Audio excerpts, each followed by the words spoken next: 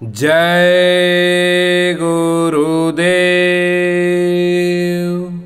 एक बार परम पूज्य स्वामी जी महाराज ने सत्संग सुनाते हुए कहा, बहुत समय यहाँ रहते हो गया, सब चीजों को हम अपना ही मानते चले आए।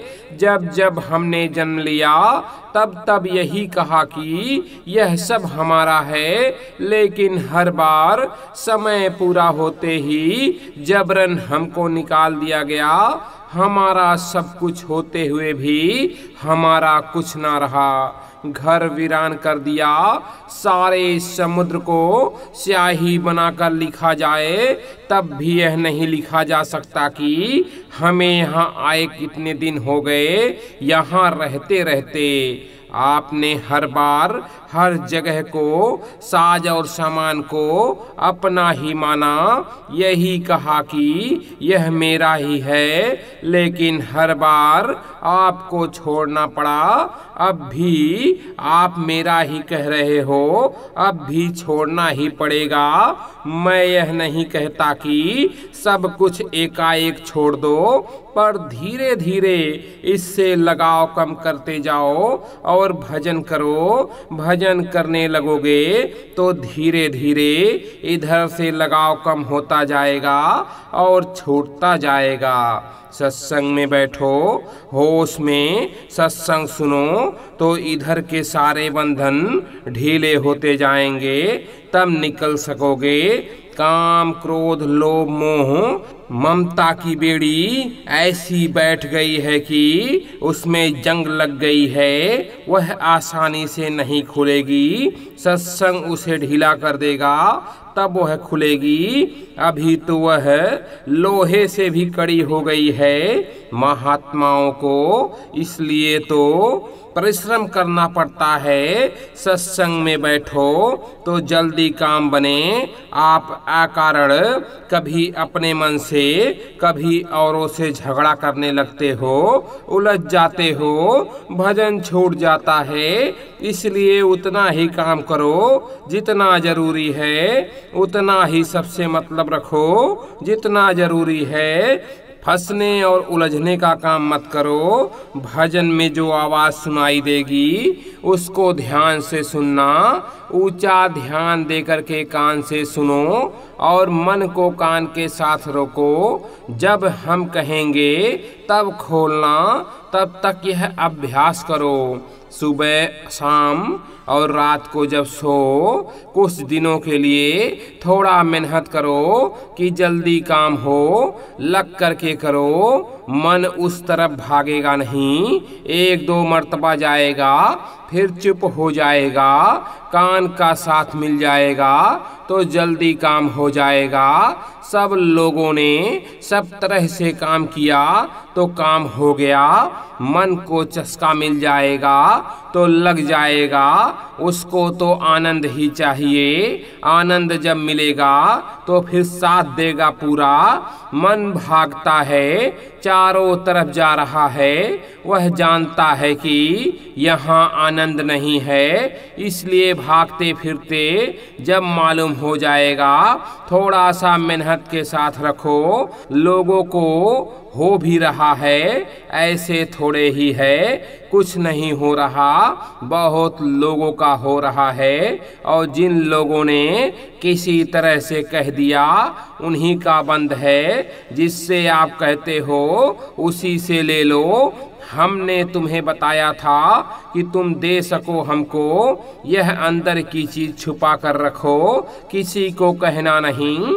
जल्दी हो, तुम खोल दोगे तो मालिक नाराज हो जाएगा, फिर कुछ नहीं होगा। छुपा के दबा के रखो। जब कहा भजन करते हैं, घर में भी रहो। जब सो जाएं तो करने लगो। जिसको करना होता है ऐसे ही करते हैं। मन का रोना सबने रोया है।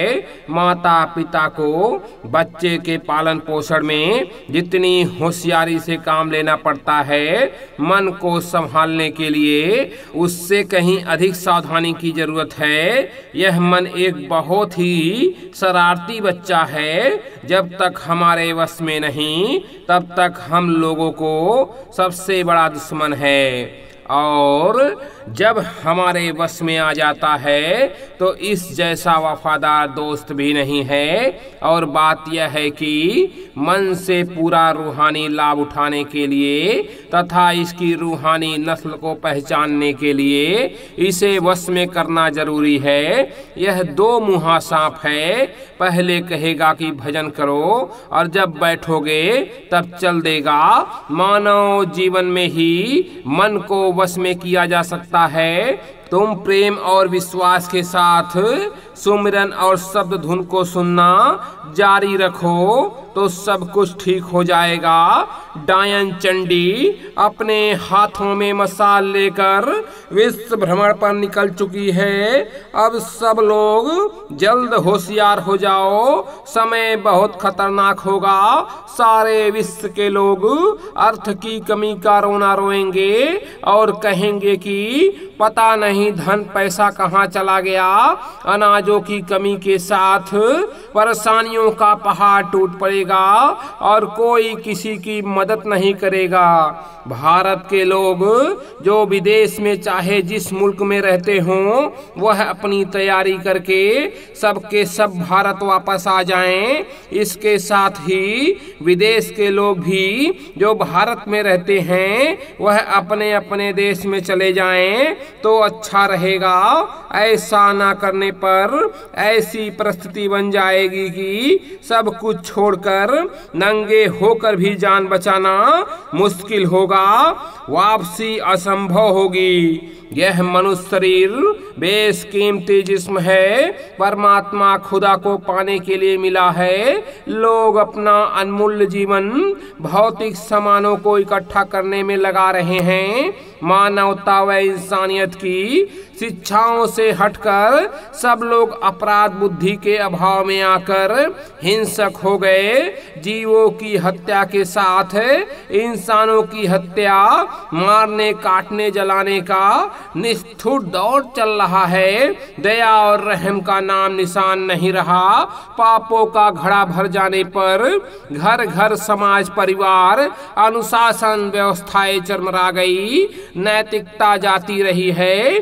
बद कामों व गुनाहों से देवता नाराज हो गए और बरकत छिन गई। अब रोना ही रोना चारों तरफ है, बचाएगा कौन? तुम भजन पर ऐसे ही बैठ जाते हो, इसलिए मन नहीं रुकता।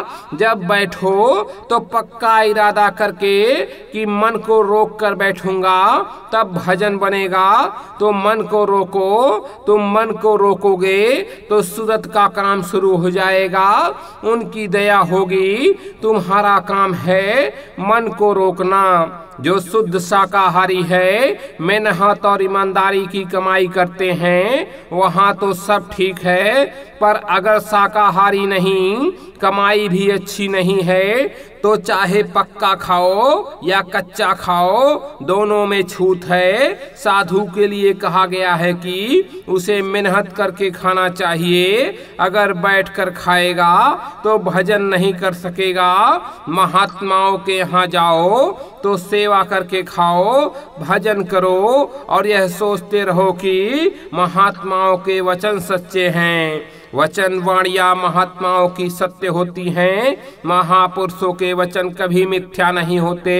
परिवर्तन तो होगा ही, इसमें दो बात नहीं। सब में परिवर्तन होगा, ऐसा तो है नहीं। राम और बौद्ध ने, कृष्ण और कबीर ने, नानक जी ने या और कोई संतों महात्माओं ने 2 ही दिन में सब कुछ कर दिया।